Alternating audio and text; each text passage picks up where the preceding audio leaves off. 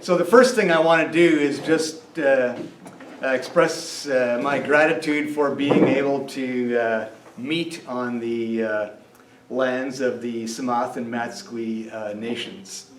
It's a privilege that I don't take for granted that they have expressed their hospitality and generosity to us who have moved here in the last century or two, or for some of us, we've only moved here a few decades ago. I want to begin by reading from the Christian Scriptures, Ephesians chapter 2, which was read on Sunday during our service. For anybody who was here on Sunday, my long-distant relative Lauren Brandt was speaking here on Sunday, and he also referenced the Doctrine of Discovery, but I will be going into more in depth than what he did at the time. So I'd just like to read from Ephesians 2, verses 14 to 16. For Jesus himself is our peace, who has made the two one and has destroyed the barrier, the dividing wall of hostility, by setting aside in his flesh the law with its commands and regulations. Christ's purpose was to create in himself one new humanity out of the two, thus making peace, and in one body to reconcile both of them to God through the cross, by which he put to death hostility. Let's pray together. God, our Creator, who has made all diverse peoples in your image, we confess that through the history of residential schools and by our racist attitudes, we have broken relationship with our host peoples. We pray for mercy and forgiveness for us, and healing for those who have been wronged and hurt. In love, make us one new humanity for your sake. So I should maybe turn my computer around for those who have really good eyes. There's my title screen. But I don't change to the first picture for a while yet anyway in my notes, so it's all good. I just want to kind of repeat the purpose of the National Day of Truth and Reconciliation, which is September 30th on Saturday. This was begun in 2021 as a response to the 215 unmarked graves found in Kamloops. So the purpose of this National Day is to give an opportunity to recognize the horrific legacy of residential schools for Indigenous children. Residential schools operated in Canada from 1876 to 1996. The schools were funded and ordered by the Canadian government and run by Roman Catholic, Anglican, Methodist, and Presbyterian. Methodist and Presbyterian came together in 1925 to form the United Church of Canada, and they continued to run residential schools. Mennonites were involved in 3 residential schools in Ontario through the US-based Northern Lights Gospel Mission. All of the residential schools were rooted in Christian doctrines that originated in 15th and 16th century Europe and then were adapted by American and Canadian churches and governments in the 19th and 20th centuries. All churches, no matter which one you affiliate with or belong to, are complicit in this, even if they were not directly involved in operating the schools. I believe all people, all settlers on this continent are complicit in this, even if we don't have anybody who was directly connected. So a bit of my personal story, for those who weren't here in June. How many people were not here for my lecture in June? Okay. Was that the first one? Yeah, that was when I talked about how Mennonite settlers directly displaced Indigenous people. It was at the end of June on National Indigenous Peoples Day. Anyway, I'll repeat a bit of my own story for those who weren't here, and this is where my pictures come up. But these are just pictures of my family. That's my family there. When I was 8, my family adopted my sister, who is Indigenous. My parents were not aware of at the time that this was part of what we today call the 60s scoop. My mom had had a few miscarriages. They wanted a child and didn't discriminate, and so they adopted my sister at the age of about 1.5 to 2 years old at the time. So I've always had a sister who was Indigenous, but I would say we probably weren't completely conscious of what had all transpired. We knew that she had been in numerous foster homes. Her biological mother died when her mom was only 28. My sister was about 10 at the time, so her mom was a teenage mom. Her mom was addicted to drugs, and so my sister also, we didn't know at the time, have what we today would call on the fetal alcohol spectrum, which we also didn't realize at the time. There was no language for that at the time. But my sister has always struggled every day of her life because of the legacy of the Indian residential schools, which I'm sure was part of her ancestors' legacy. It probably wasn't until the Truth and Reconciliation Commission, which is 2009 to 2015, really opened my eyes to the stories of the residential schools. I attended in 2013 in Vancouver. I have some pictures of that. You probably can't see these, is my guess. Could you put it on the lectern, maybe? Yeah, I could put it up. It's going to be so small anyway, you won't be able to see it. We'll just have to wait for John to return with an HDMI cable, or for my son to. Well, I've been able to get a hold of him. Joel set everything up for me, but forgot the HDMI cable for those who came late.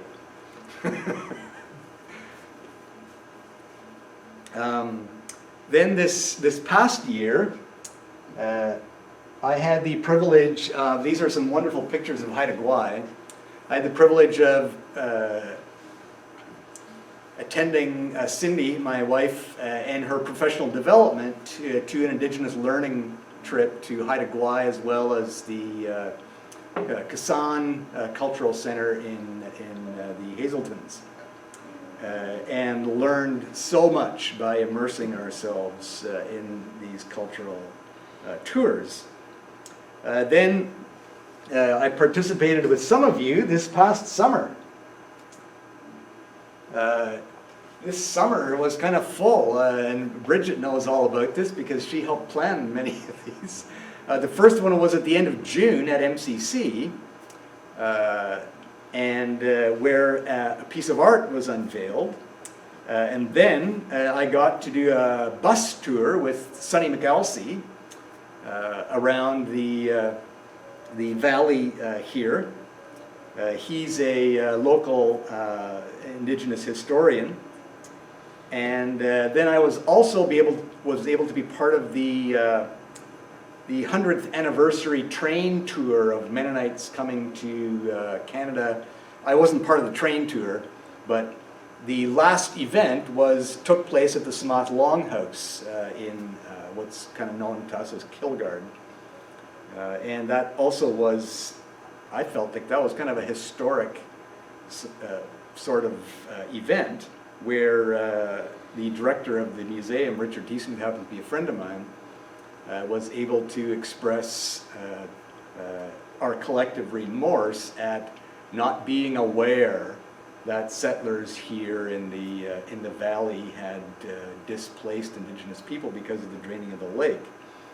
We didn't drain the lake, that was Canadian government, but Mennonite settlers benefited from that draining of the lake, and that was my whole lecture in June where we went over Ontario, Manitoba, Saskatchewan, as well as BC, how Mennonite settlers benefited. So that brings me to our present dilemma. And I have a quote here that's supposed to come up on there, which I'm just going to follow along here, even if you can't see it. I'll read you the quote from Douglas Campbell Scott, the Canadian Deputy Superintendent of Indian Affairs in 1920, said this, and this continues to really be part of official policy and practice. He said, "Our objective is to continue until there is not a single Indian in Canada that has not been absorbed into the body politic, and there is no Indian question and no Indian department." That was the purpose of the residential schools. People considered Canada to be a Christian country. So it made sense then for them to call on churches to run the residential schools for the government. It was official government policy, but since Canada was a Christian country, then why would Christian churches not run the schools? They could kind of second them into running the schools. So the churches would then Christianize and civilize, and both Christianize and civilize pretty much meant the same thing. Basically, people will be better people will be better people if they become Christians.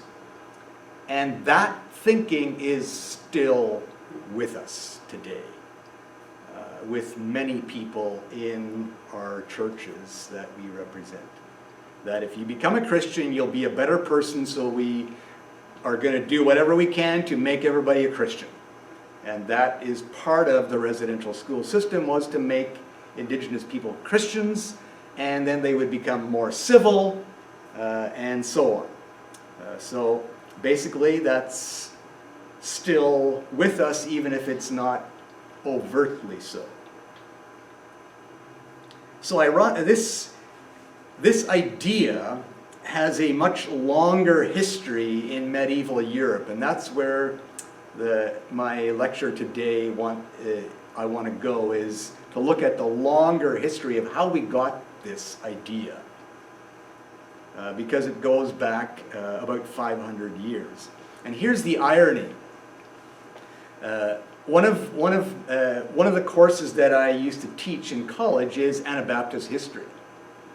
We are nearing what we often consider the 500th anniversary of the Anabaptist movement, often said to have begun in 1525. We're nearing 500th anniversary. The ironic is that as this was happening in continental Europe, something else was happening as Europeans began the race to conquer what they at the time thought of as the new world, because we'll get to that. But the irony is that it was happening at the same time. And I taught Anabaptist history for many years and did not recognize what was going on in our own continent at the time of the Anabaptist movement. I just taught the Anabaptist movement, which was happening on continental Europe. And that, of course, impacted all of European settlement on this continent, including Mennonites a few centuries later, which we talked about in June. So here's where, I'm backwards. This is a map of Europe, which you won't be able to see, but if you can kind of picture Europe as well as you know your geography,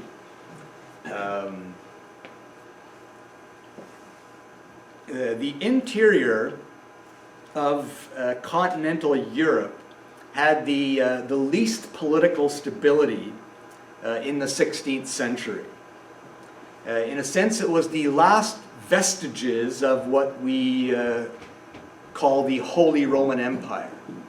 The Roman Empire lasted up until about the 3rd or the 4th or 5th century, and then it would say the fall of the Roman Empire, but the Roman Empire in a sense became the Christian Roman Empire, often called the Holy Roman Empire. It was hanging on in the middle of continental Europe, and my circles there are giving you some of that. So this area became ripe for new ideas and Reformation. This is why the Reformation happened in that area, because it was not stable. There was a lot of individual principalities and kingships and so on. And so political realities varied widely. So this unified idea of a Christian empire was becoming a faint memory. It was falling apart, basically. Something that had lasted for over 1,000 years. From about the 4th century up until the 16th century. I always get a bit mixed up because 4th century means the 300s. 16th century means the 1500s. So basically the empire was weakened. And Italy itself, where Rome is, divided into 5 main states with the papacy and the papal state in the middle. And so a few other national monarchies began to be most powerful. France, England, and especially Spain and Portugal. Note the interesting thing is that Spain also occupied what is presently Belgium and Netherlands, was occupied by the Spanish, which is also where the Anabaptist movement took place. And just as a bit of an aside, some of you may know the story of Dirk Willems, who was the guy who crossed the ice and then got across, and then the person who was following him fell through the ice, and Dirk Willems ran back to rescue him. Well, Dirk Willems became a local hero in his town because to them he resisted the Spanish occupation. So the Anabaptists were, in a sense, the resistors to the occupiers, and there's actually a street named after him in the town of Aspirin where this incident took place. Anyway, that's just a bit of an aside. And here's the interesting thing that I wish you could all see this map.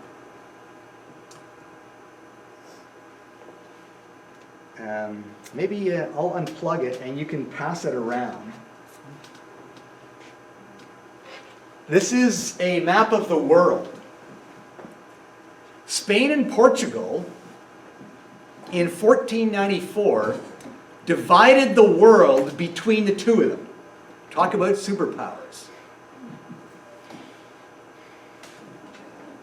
Spain was most dominant, and you notice, most of you will know your history of these 2 continents.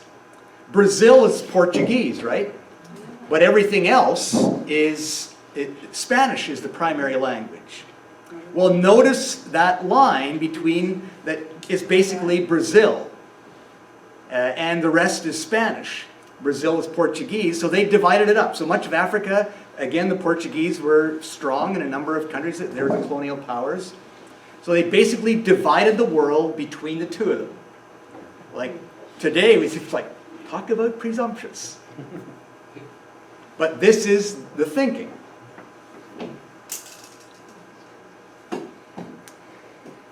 And of course, Christopher Columbus was Roman or Italian, but his expeditions were funded by Spanish royalty, Ferdinand and Isabella. So then the Spanish conquered all of the Caribbean, Mexico, Central and South, except for Brazil. Even in Indonesia, Portugal came to bring Catholic. Yeah, exactly. So you see who Indonesia belonged to at the time. I just find that map so outrageously fascinating.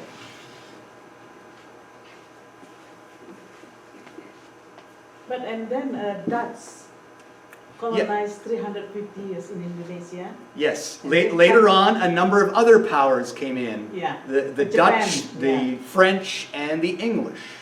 Yeah, English came to separate between South, what do you tell them? West Sumatra and the other one Aceh. You know the country had tsunami. Because two of them is fanatic Muslim. British came to separate them. Yeah, that's it's a bizarre history, but Yeah. If we look at our own continent, and maybe I'll pass around the map again for looking at comparing the pre-European contact, and this is larger nation groups of indigenous people. It doesn't even show individual nations, but larger groups. And then look at the other map, which is early European claims on our particular continent.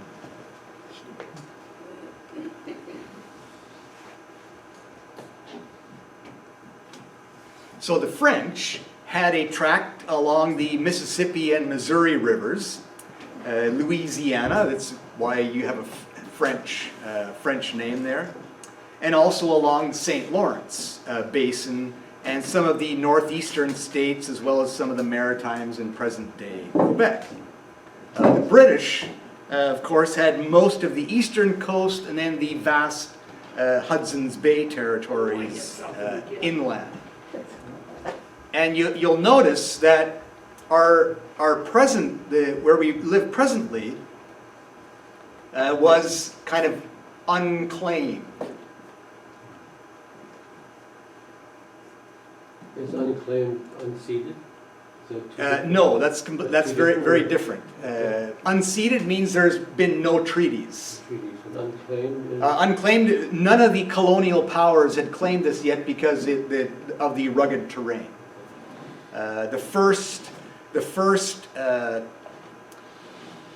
like Cook and a few others only came to the west coast in the 1700s. So I'm still back in the 1600s. No Europeans had come to this coast yet.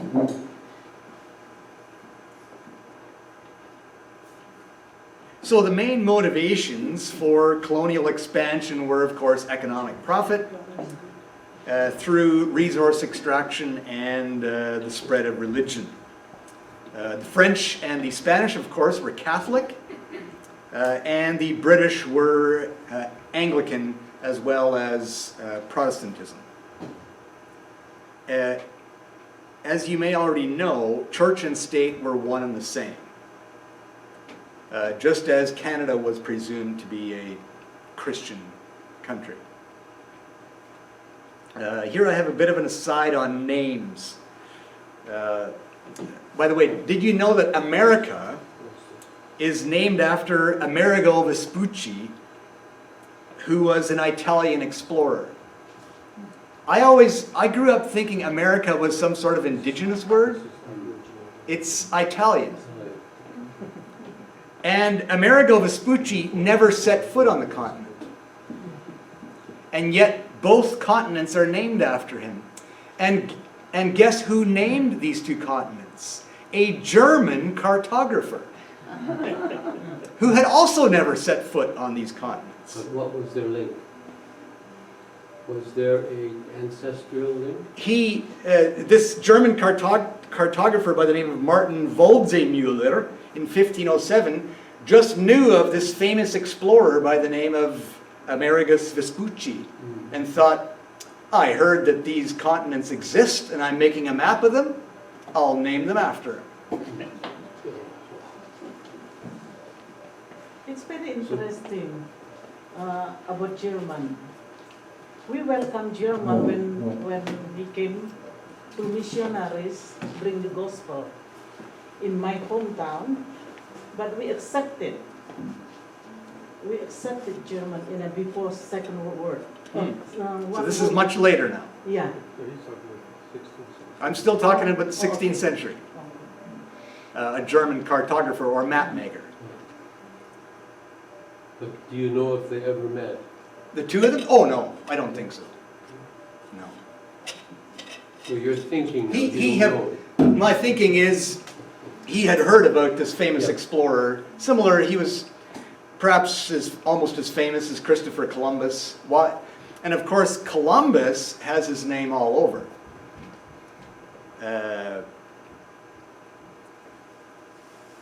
But it is interesting that the two continents are not named after Columbus. They're named after somebody who didn't even get here. But Columbus, I did some research, he has more than 50 place names after him. And of course, you know the story that Columbus thought he had reached India. And thus he called the indigenous people Indians. Vespucci, by the way, Americus Vespucci, disagreed with Columbus that it was India. Columbus seems to have always thought it was India. But Vespucci said, oh, no, this is a separate continent. And that may be why it got named after him, because he was actually right. But Columbus, throughout his life, as much as I can learn of him, persisted in his beliefs that this was India.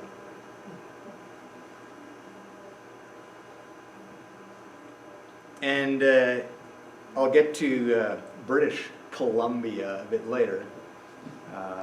But the indigenous people, because they didn't travel the entire continent, the most common name is Turtle Island, which you may have heard, which is primarily from the Algonquin and Iroquoian nations, kind of northern states, as well as Ontario, Quebec, Manitoba, Minnesota, Wisconsin, Michigan, Indiana, Ohio, that area. Turtle Island was a fairly common And that's designation. North America, correct? Yes, that would be, they saw this island, so to speak, as Turtle Island. So if we want the indigenous name, it would be Turtle Island. The most common. So that's just a bit of an aside on names. I'm going to have another aside a little bit later on.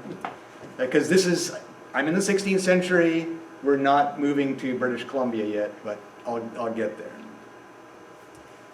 Okay. John must not be finding that cord. We won't tell you our house is a kiosk because of floors. Maybe I shouldn't have let him go. Yes, he would be hopeful. Oh no, my slides. Well, I don't need to really advance any more slides. What's my next slide that is somewhat significant? The Doctrine of Discovery. Yeah, this is all small print, so it's not going to mean anything. So, I gave you all this background, historical background, to kind of give you the background to the Doctrine of Discovery, which comes out of this same era. The Doctrine of Discovery was international law that gave license to explorers to claim vacant land. And the Latin name for this is terra nullius, which basically means empty land. Terra is land, nullius is nothing or emptiness. If the lands were not occupied by Christians, they were considered vacant. Therefore could be defined as discovered. And so then, if we discover it, then we can say we have sovereignty or dominion and also title and jurisdiction. Here's a long quote, which I will explain piece by piece, and it would be a bit easier if I had the visuals here. But Nicholas, the Roman pontiff, this is 1454. So this is just a generation before Columbus landed on the Caribbean shores. Here's a quote. Nicholas, the Roman pontiff, successor of the key bearer of the heavenly kingdom and vicar of Jesus Christ, contemplating with a father's mind all the several climes of the world and seeking and desiring the salvation of all. You know, it's the Father's compassion. I wish everyone to be saved. This we believe will more certainly come to pass through the aid of the Lord, if we bestow suitable favors and special graces on those kings and princes who, like athletes and intrepid champions of the Christian faith, as we know by the evidence of the facts, not only restrain the savage excesses of the Saracens and other infidels. The Saracens were probably a reference to Muslims, because they were threatening Europe very directly from the southeast. But all other infidels or non-Christians were included.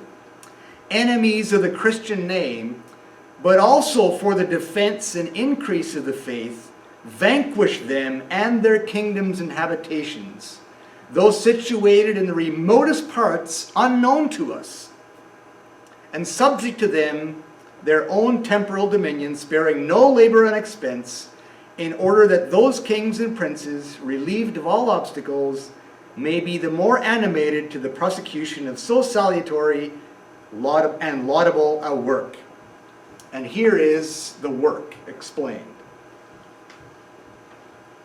To invade, search out, capture, vanquish, and subdue all Saracens and pagans whatsoever, and other enemies of Christ, wherever so placed, and to capture and claim all movable and immovable goods, whatsoever held and possessed by them, and to reduce their persons to perpetual slavery, and to apply and appropriate to himself and his successors the kingdoms, dukedoms, counties, principalities, dominions, possessions, and goods, and to convert them to his and their use and profit. End of quote.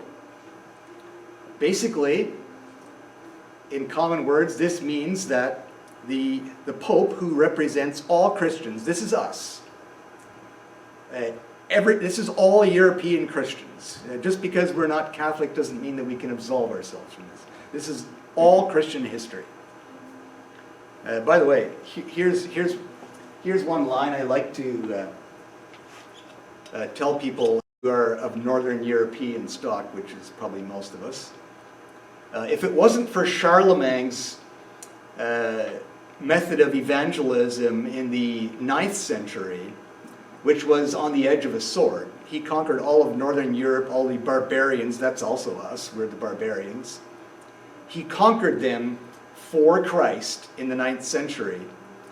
If it wasn't for that method of evangelism on the edge of the sword, probably none of us would be Christians. And that makes me feel very uncomfortable to call myself a Christian. Because that's my history. We were barbarians, northern tribes conquered by Charlemagne for Christ, and then history kind of took its course.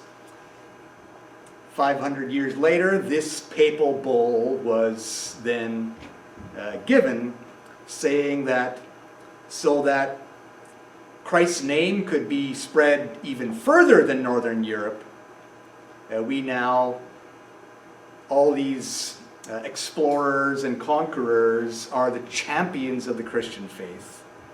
And they can then claim all lands and goods and so on, so that Christ's name can continue to be spread and God's name be glorified. You use the word land. Does the word water appear in any of the language, or is that always assumed that it's a part of? They would not have, because water was generally considered the wild. This is post-Copernicus, but most people still would have considered the earth flat at that time, or at least many of them, even though those theories that the earth was round had already been around for a few generations. What place would water So then water is like the edge of the earth, Okay. where you kind of get lost in the sea. But if you have It was seen as the great wild, so nobody would have claimed water rights at that time. But what if water is in the middle of the land. Oh, like lakes, you mean? Lakes and rivers. Oh, yes, that would be part of the land. of the land. I always thought you were referring to oceans. No, I was, but then water is, until you ask me more questions, then you'll find out what I'm thinking. Okay. Yeah, like oceans would not have been claimed. Like now we have, 100 miles or 200 miles around whatever. It's neutral. But the other part of the ocean is neutral, yeah. Yeah. And at the time, it was seen as kind of the great unknown. So it was not it was lands that were claimed. And of course, the Great Lakes, it was not known that, other than when they found out that it was fresh water, they still thought that that might be a passage through the continent.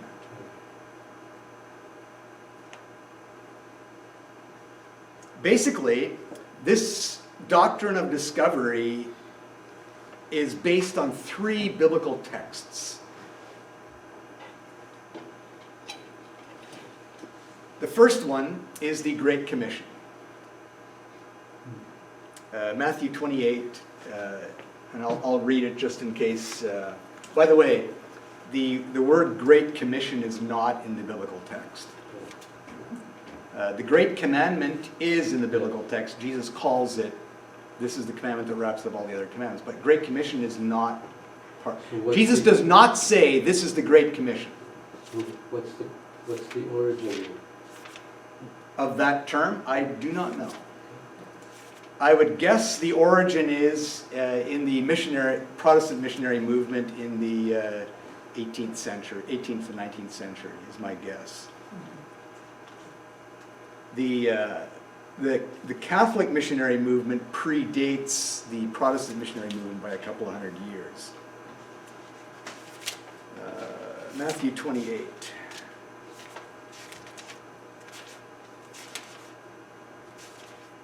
Feeling really bad that I sent John on this mission. No, he offered, I heard that. Yes. I accepted the offer. I'm feeling bad that I accepted the offer. But Gareth, he said it's 10 minutes away. Yeah. I heard that. And I suspect they couldn't find it, so probably went to a shop. Oh. Well, he'll get the recording anyway and your notes. Of course. I'll try not to feel too bad. Here's the so-called Great Commission.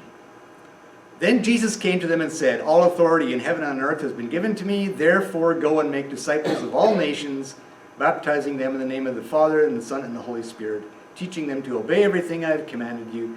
And surely I am with you always to the very end of the age."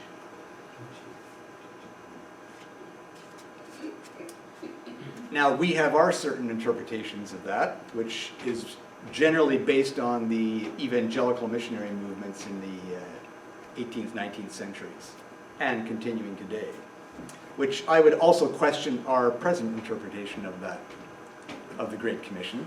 But this is how they interpreted it in the 16th century, and also the 15th, and on. Is that go into all the world is obvious that it refers to the explorers. Go into all the world and colonize. Make disciples, in other words, make is an imperative. Make people into Christians by subjugating them. This is Douglas Campbell Scott in 1920. Kill the Indian to save the soul. That was the mentality. So the Great Commission is the first biblical text. So people who say, oh, this is not biblical, this doctrine of discovery. Well, it was biblical. Second text, Romans chapter 13, verses 1 to 7.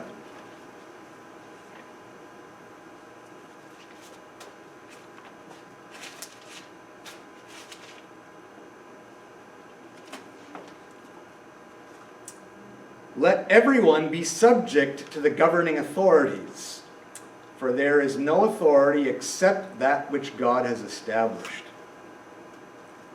The authorities that exist have been established by God. Consequently, whoever rebels against what God has instituted and those who do so will bring judgment on themselves. For rulers hold no terror for those who do right, but for those who do wrong.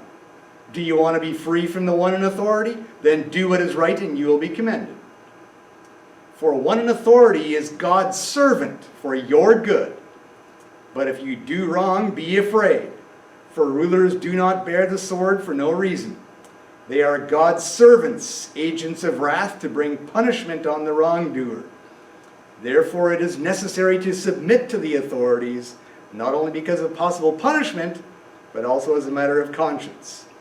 This is also why you pay taxes, for the authorities are God's servants. It's about the fourth time that has been said already. They're God's servants, who give their full time to governing. Give to everyone you owe. If you owe taxes, pay taxes. If revenue, revenue. If respect, then respect. If honor, honor, and so on. This is basically the divine right to rule. God has set authorities in place.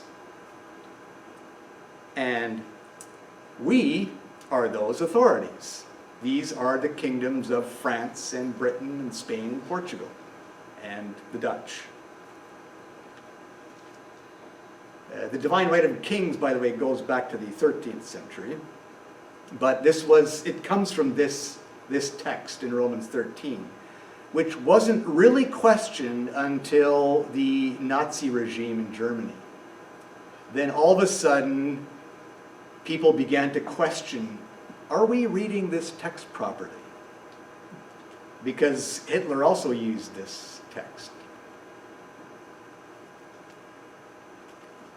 So rebellion against God's servants, who are put in place by God, cannot be tolerated. Thus, indigenous people who resisted colonization were disobeying God, and by this text needed to have the sword used on them.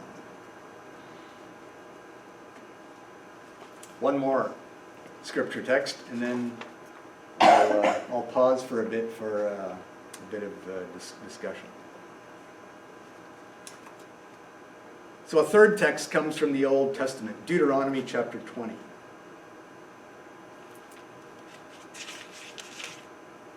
Deuteronomy 20, verses 16 to 18. And this is, again, God's command to the Israelites. However, in the cities of the nations the Lord your God is giving you as an inheritance, do not leave alive anything that breathes. Completely destroy them. The Hittites, Amorites, Canaanites, Perizzites, Hivites, Jebusites, as the Lord your God has commanded you. Otherwise they will teach you to follow all the detestable things they do in worshiping their gods, and you will sin against the Lord your God. Completely destroy them. This divine command to the conquest of Canaan was then used also as the divine command to conquer all peoples in the 15th and 16th centuries. So following God's commands, an example of ancient Israel, slavery and genocide are acceptable ways to take territory for Christ. As long as it's for Christ. All means can be used. Because the Bible says so and God says so. You don't argue with the Bible, you don't argue with God.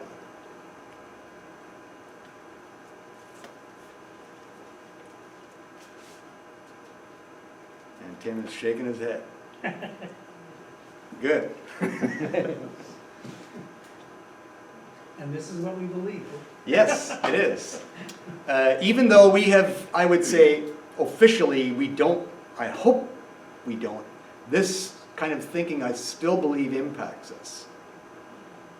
But I think the good news is that it's being challenged. And that journey will find its way into how, again, we choose to use Scripture. Yes. And so it begs that what the narrow journey that the leaders chose at that time to justify what they did. Because I think even when we think of Deuteronomy, like when we think of the word covet, like this is an example of someone Right. taking something. Oh, sorry. You want all the lights on? Just that, so we can see you better. Okay, sorry. Yeah, I had them off so that you could see the screen better. Yeah. But since we don't have the screen, you may as well see my mouth move, yes. And I would say they weren't just using Scripture to justify their actions.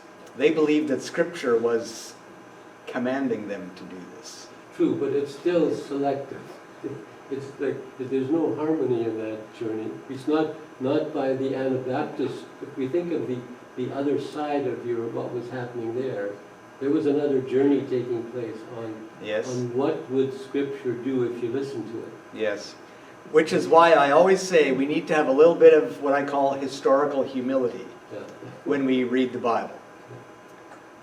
Because in 100 years they may look back at us and think, those people believe the Bible said that?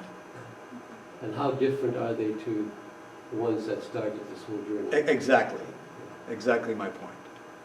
But to them this made perfect sense in their context. Perfect to please whom though? To please God. But who was God? Which God were they talking Maybe to? they can. But you know, when you look at the Genesis, you know why God destroyed Babel? They don't want the nation of one God, one spread all over the world. You can have your culture, tradition, your own language. I focus to that, you know, because so many what happened in my country, you know. Yes, yes, yes. Yeah, and that's the irony of the term Babel, and there's no connection between Babel and Babylon, other than the fact that Babylon, the empire of Babylon, also sought to make a name for themselves, and so there's definitely an equation there, as have all these other kingdoms have had that. In a sense, what my perspective is, Jesus was a reversal of Babel and Babylon. You know, Sorry.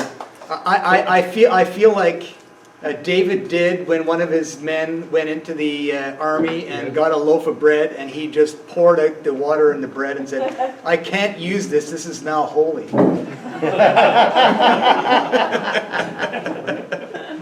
Well, let's see, I hope you. they don't make the USB connection anymore. The original one. So it's only comes in the C. So You actually went to the store and bought something. Yeah. Yep. And now if it won't work, we will pour it all out as an offering. Yeah. And we'll return it. Yeah, or return it, yeah. Because this end. You've got on the other side, I think you might have a You're USB-C. more techie than I am. Man, that fits, doesn't it? maybe. I hope so. Let's see.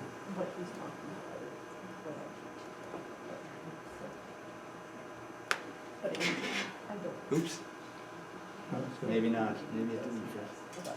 Let's roll this out, and you can throw that into the projector. Yep. It's a history.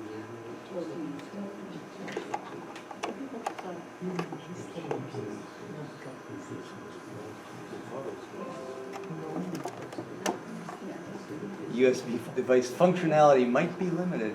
Yes, we understand Did that. did it actually say that? Yes. That still says no signal. Okay, I know there's two very similar.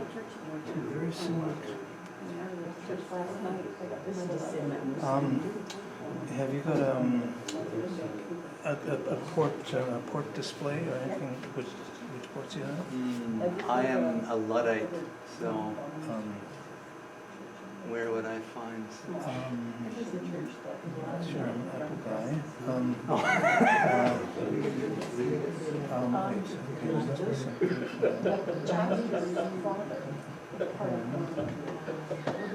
Let's get rid of this thing here.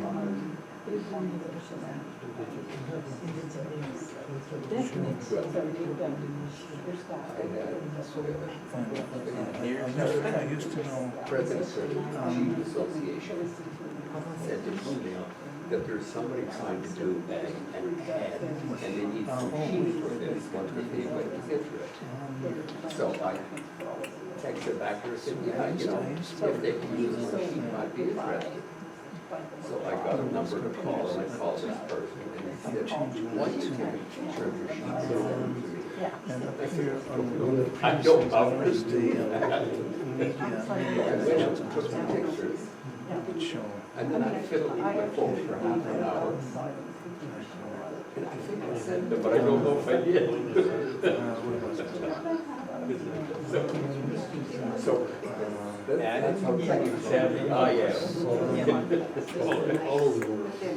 I'm impressed that they're doing something. Oh, wait.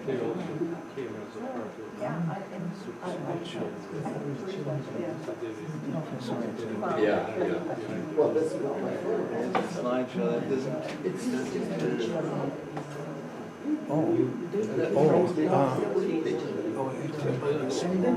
Yeah, this is, something is not connecting. Show media controls. yeah, no, and so for a long time I was refusing to update, but then all of a sudden I said, it's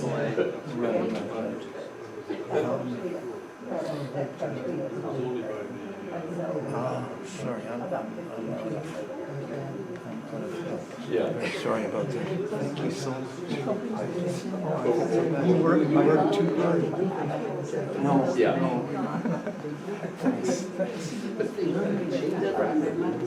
But you'll be able to return this. Yeah. It doesn't seem to connect. It fits the hole, but it doesn't. It just keeps saying no signal. Too bad. But thank you, John. Yeah. Yes, thank you so much for trying. I'm sorry I didn't. Sorry, no success.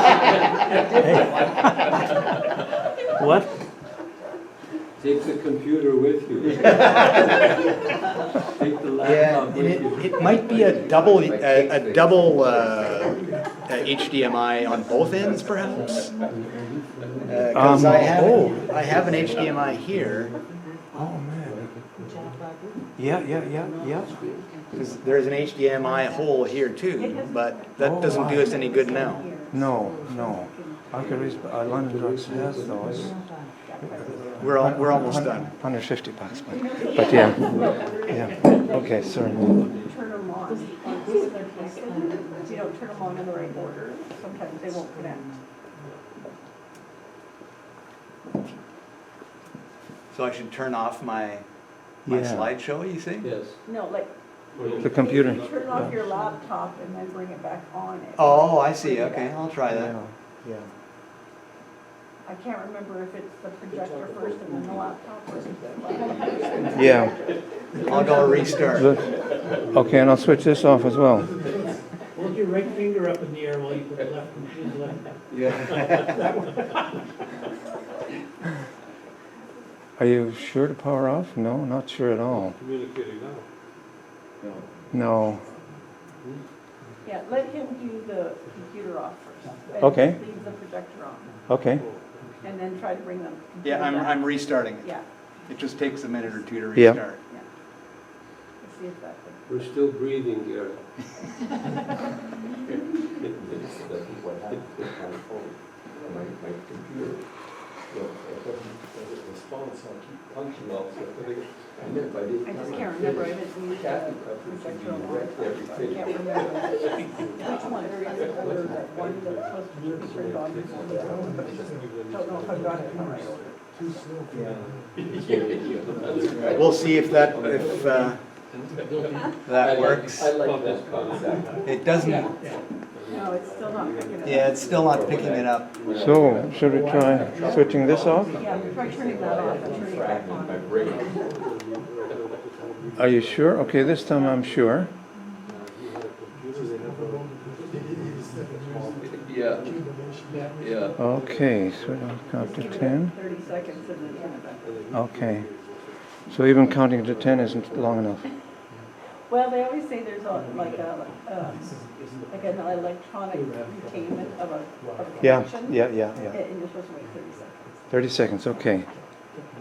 Okay. It is 30 seconds already. No, don't think so. Probably close, so. 10, 9, 7, 6, 5, 4.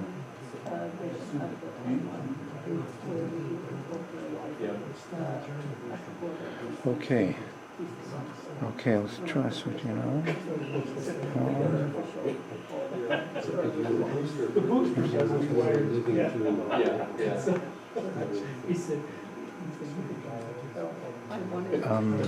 We'll need to press it a bit longer so that turns green. Oh, maybe we haven't waited long enough because it's still flashing orange. Yeah. But is it actually in the process of shutting down, I wonder? I pressed that twice. Yeah, so said- it did shut down. I think we But may why need is to it- wait till that goes off before we Okay, turn okay. it back on. Okay. We'll continue. Okay. We'll watch our slides at the end if we get it. Now we can do a quick run through.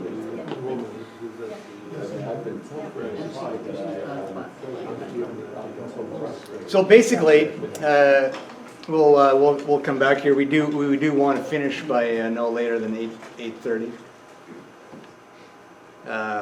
Thank you so much, John, for your gallant attempt. I don't know why my son isn't answering. He probably went on a date or something with his wife, which he's completely entitled to do. But he should have checked with you first. He should have checked to make sure he had all the cords here for me. See, and now this just stopped flashing, so now I think we can turn it on again. Yep, now we can turn it on again. Yeah. We'll see if it works now. While we're waiting for that, we just went over the kind of the biblical passages that are used to develop the doctrine of discovery. It wasn't that they were searching the Bible, we got to find something to back up our evil actions. This was not the case. It was the case of, this is how we understand the Christian scriptures, this has been 1,000 years of history, and so they read the scripture through their lens of having been the Christian empire, so to speak, for over 1,000 years. It seems our connection has still not happened. Yeah. Sadly. Yeah. Oh well. The results of the doctrine, of course, are sadly known. Claim all goods is extraction. Mining, forestry, everything else that continues to this very day. Enslavement, reduce all persons to perpetual slavery. This was not only done with indigenous people here, but people from the African continent were brought here to continue the Christian kingdom. So slavery also had biblical precedent. Then vanquish and convert, of course, means extinction. If not to Christianize, then they must be extinguished because they are evil and Christ is good, and so in the cause of Christ, evil has to be vanquished. And of course, when extraction, enslavement, and extinction happens, then we can peacefully settle here as Christian farmers and business people and so on. So the doctrine was lived out exactly as stated, by military force, economic exploitation, and religious proselytization. Explorers go into all the world, were followed by merchants, glorifying God by making money, missionaries to convert the people.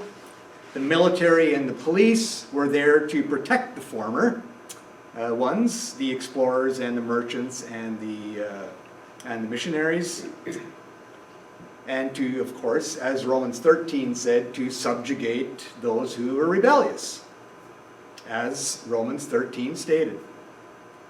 And then the settlers, of course, that followed them are also following the command of the Great Commission to go into all the world. And of course, the politicians and pastors are also there to keep order. Here's an interesting statistic. By 1800, this is in the first 200 years, 2 million Christian European settlers had come to this vacant land. And another 60 million, of course, after 1800. The indigenous population plummeted by an estimated at least 90%. It is difficult, there was no censuses, but probably around 18 million inhabitants on this continent, to less than a million, perhaps even as few as 250,000 indigenous inhabitants by 1800. That's a devastating statistic. In the 150 or so years since Columbus's initial voyage. Why did all these people die? Well, forced labor and slavery for resource extraction.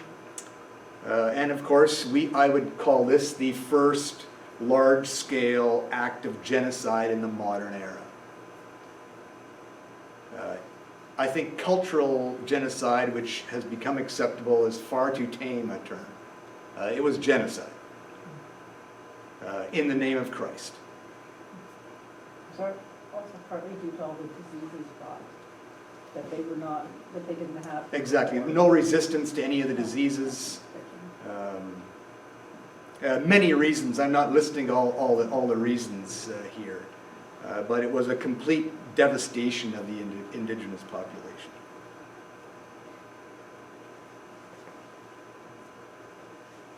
So then I do want to say some things about the present. Today, the doctrine of discovery is recognized by Western courts as the legal precedent for land and resource rights. Settler governments and courts dictate First Nations, Métis, and Inuit rights and privileges. It continues to this day. The doctrine of discovery has been used as late as 2012 in official court proceedings. Are the words actually recorded in the documents? Are they written in the documents, or is it the idea that is written in? Well, my quote earlier was from the actual doctrine of discovery. Yes, Or do you mean, are they being used, today, actual words today? Perhaps not those exact words, but that's what I meant. words that enact the same thing. Yeah. So, here's my Anabaptist connection. Since I teach Anabaptist history, I'm part of an Anabaptist-minded congregation. Since Anabaptists in the 16th century rejected the doctrines of the established church, should we now not also then reject the doctrine of discovery? I was happy to vote in favor of the following motion at our denomination's National Assembly in 2016. Be it resolved that Mennonite Church Canada repudiate the doctrine of discovery as it is fundamentally opposed to the gospel of Jesus Christ and our understanding of the inherent dignity and rights that individuals and peoples have received from God. So I was happy to vote in favor of that repudiation. And most Christians today, I hope, would shudder in horror at this doctrine. But in Canada, to my knowledge, we are only one of a few denominations who have done so publicly and officially. The Pope, of course, you know the news story, seemed to be at least unaware. His briefers did not do a very good job, in my opinion. On the plane trip home, reporters asked him whether he wasn't going to repudiate this, and he seemed befuddled about what it was all about. Since then, he has, in some form, repudiated it, at least. The Anglican Church of Canada has, the Canadian Friends Service Committee has, and the United Church of Canada has. Other denominations are blissfully engaging in the Great Commission in a more evangelical sense, without thinking that this is an important thing to do. To repudiate means to refuse to have anything to do with or to disown, to refuse to accept, to reject as authorized, to reject as untrue or unjust.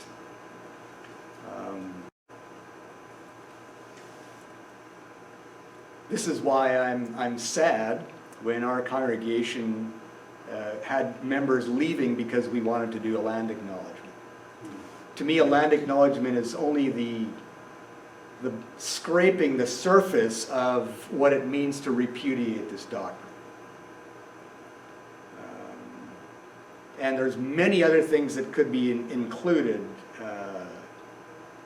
about what it means to repudiate this doctrine and to read and teach the Bible differently.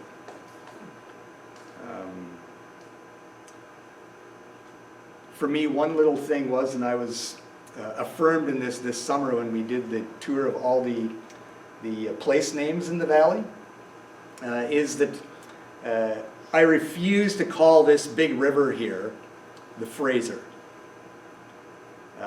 It is just the river, which is what Stalo means. It means the river, and the Stalo people are people of the river. So my little act is I'm going to refuse to call it by the name of a British explorer who happened to be the first European to go on the river. So will you let go of the Fraser Bridge? That's Alex Fraser is a different Fraser yet. Fraser. We're getting into even more modern times. And this is where British Columbia, the term is just to differentiate. Yes, this is Columbia, but it's British Columbia. So as opposed to all the other Columbias, we're going to be the uniquely British one, which is why Victoria is the way it is. It's very British, It's on the island. Yeah, but it's the capital city of what we call British Columbia. Maybe that'll be my next act of resistance, is to refuse to call it British Columbia. What would you call it? The wet coast. Oh. Oh, you might not get any more mail if you do. Yeah. And what do our indigenous people call this land, this space? Various things, depending on where. The coast area is the Coast Salish. So I hear a lot when I talk about this topic. And so here's one of the questions that comes up. When you repudiate the doctrine of discovery, are you not saying that Canada should not exist? Because Canada was formed based on that doctrine. That's right, yes. And so are you now repudiating your country? Right, yes. And your citizenship in your country? Yes. So that's a pushback that I hear a lot. Right. And so I just want to hear your comments on And it. perhaps, and this is a very idealistic statement, but perhaps as an Anabaptist, I would. Because Michael Sattler said, I am not aligned with earthly kingdoms. Because my kingdom is transboundary. So idealistically, yes, of course, we have to live in earthly realms. So I can't But if I say my primary citizenship is not Canadian, my primary citizenship is in a family that transcends political boundaries. That's a very idealistic statement. How do we live that out? I don't know. The Bible talks about every tribe and nation. Okay, tribe, I think of it as you know, God-given in a sense, but nations are man-made. And so and countries change their borders all the time. It's happening right now in Azerbaijan. Yeah, exactly. I just heard it on the news coming here. Yeah, and yeah, this is not far-fetched about, you know, repudiating man-made borders. I know the Coast Salish people don't. I have a nephew who's part Aboriginal. He was truck driver, and when his boss, he'd drive across the border. And when his boss asked him, "Where are your receipts?" Well, they don't ask me for a receipt. They just wave me through, because he looks indigenous. Yes. So borders are man-made. Yes. There were no borders. There were no borders, right. Yes. And by the way, in the biblical tribes and nations, we read our modern political definitions into that. Generally, that would mean family groupings. It comes from a tribal culture. Political boundaries were not even established in biblical times. That doesn't mean that we can't have political boundaries or live within them. We have to. But to translate the texts means something else than our use of that. Nations just as much as tribes, I would say, in that particular phrase. Both of them don't mean what we think they mean today. Basically, it's a universal statement, saying diverse peoples. Even in Indonesia, Dutch made the name of Indonesia, and then Sumatra, Medan, all of Dutch, Papua, Dutch made that name. Yes, yeah, and the power of naming, and to me, language is very powerful.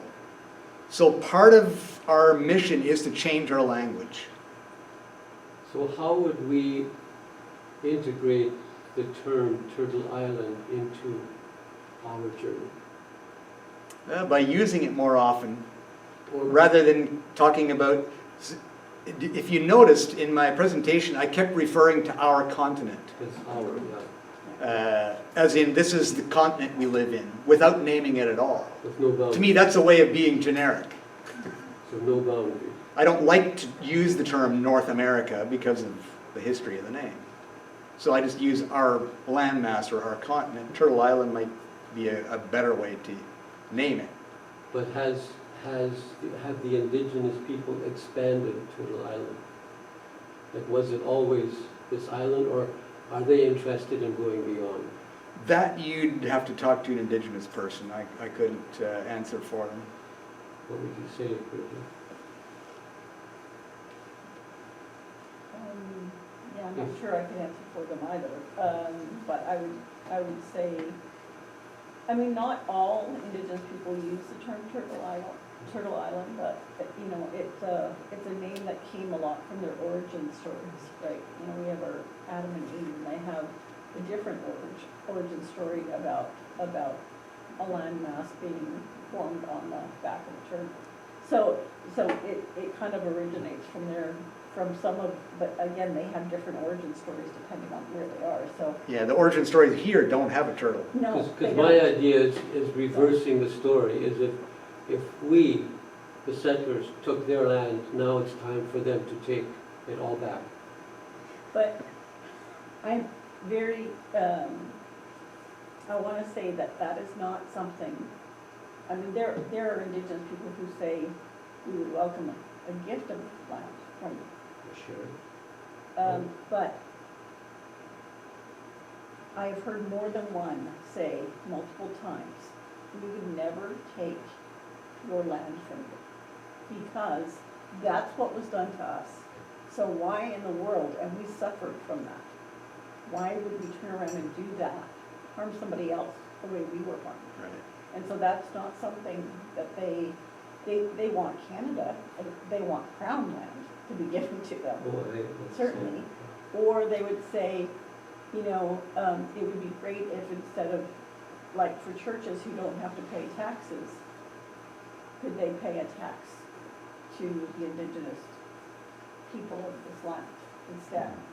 Because they don't pay taxes to the government. So could they make an offering?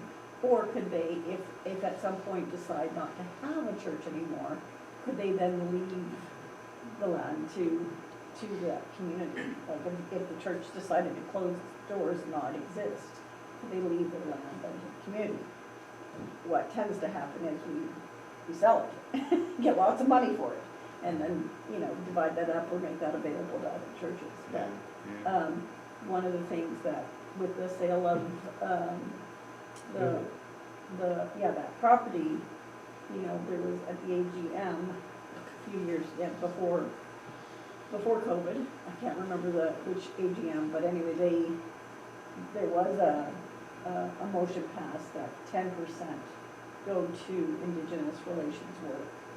And so, you know, the Indigenous Relations Task Group, MCBC's Indigenous Relations Task Group is now looking at that 10% because that sale is almost finished. And saying, you know, what are good ways to use this money? And aside, before that motion, I raised the question that we should turn over that property and share it. I didn't make a motion because I didn't think we would want to talk about it, but that was my idea, is we have an opportunity to share a piece of property.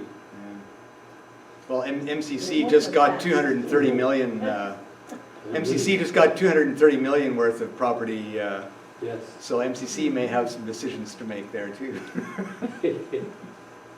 Let me give three suggestions. Since my area is in Anabaptist theology, let me give three suggestions for Anabaptist-minded congregations and our unique contributions today in light of the doctrine of discovery. One is we have a long tradition of making confession. That's a unique Christian thing to do. And I think the question I have is how might we act collectively and take responsibility? It's easy to blame the government since racism in residential schools were official policy, but the government too often seeks to perpetuate status quo, so the church can be an active witness for how to do confessions. And I think we have had some examples of making confession. Confession isn't just to say I did something wrong, but confession is also to witness. And I think this is something that we can begin to do. To me, a land acknowledgement is a way of confessing that this land isn't ours. Especially in British Columbia, and this is where unceded comes in, is that there were never treaties here as there were on the other side of the Rockies, where there are at least treaties that have some legal precedent. We had some, in BC. A few on the island. Further to the north and east and on the island. Part is part of Treaty 8, and then a couple on the island. Yeah. But our area here is completely unceded and unsurrendered. Well, how is the Indian Act a part of that doctrine of discovery? It was basic, like the Indian Act came, like that statement I read at the beginning from Scott was part of the Indian Act. The Indian Act comes as a way to live out the doctrine of discovery. Only within the last few years has the Indian Act is still the Indian Act, even though they now have official portfolios. Like Mark Miller has a different portfolio than that. That language has thankfully changed, but the Indian Act still exists. And there's been a call to rescind it. Yes, yes, and this is There's difficulty though with that, because if they rescind it, they have to replace it with something, because if they don't, Indigenous people, those few benefits they do have, they lose completely. And they should have some compensation for the fact that how society and how we're set up. So that's the difficulty. But it's a narrow request, that's really what. Yeah. So here's number 2, and I think we can help define what reconciliation means. And this is a part of our theological background. We can help to define that. And I'll just skip over the other things I wanted to say here in the interest of time. And my third suggestion is we can begin to promote awareness of injustices. Without truth, justice, and healing, there can be no genuine reconciliation. The interesting thing is that in South Africa, approximately 80% of the population was discriminated against, so it was obvious for everybody to see.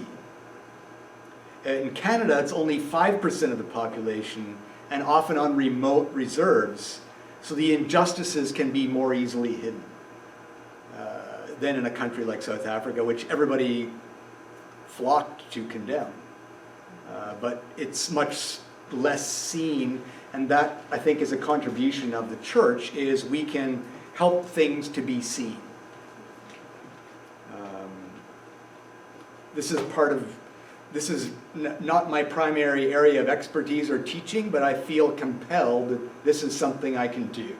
I'm an educator, I'm a teacher, I can educate myself, I can pass it on to others, rather than continuing on in so-called blissful ignorance. Churches can give witness to the injustices. So, practice confession, help define reconciliation, and promote awareness of injustices, to me seems like 3 small steps that we can begin to make as churches.